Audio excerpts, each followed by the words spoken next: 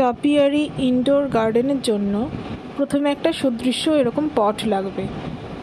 এটা বেছে নিলাম, এটা খুব সুন্দর দেখতে।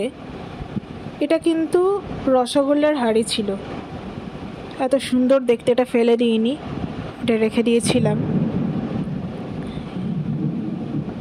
এইবার এর মধ্যে এরকমভাবে মাটি দিতে হবে, ভালো করে মাটি ফিল আপ করতে হবে। মাটি ফিল আপ করে নিচ্ছি, একদম ড্রাই ড্রাই ঝুড়ো ঝুড়ো মাটি।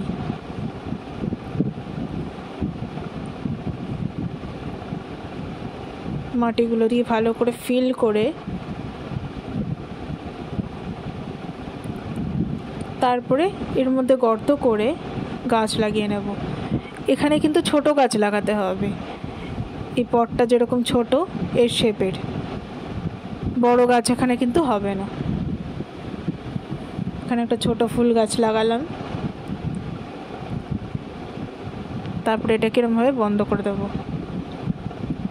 ট্রি প্ল্যান্ট করা হয়ে গেছে, জল দিয়ে দিলাম। এইবার আস্তে আস্তে ডেকোরেশন করতে শুরু করব। এখানে কিছু আর্টিফিশিয়াল গাছ, একটা এরকম কাঠের এটা হাতি, আর একটা টিপট, এইগুলো দিয়ে আর কিছু পাথর দিয়ে এরকম রং বেরঙের পাথর দিয়ে ডিজাইন করলে খুব সুন্দর লাগবে দেখতে।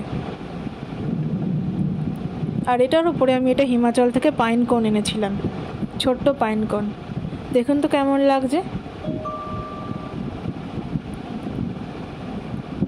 ছোট্টর মধ্যে একদম ছিমছাম।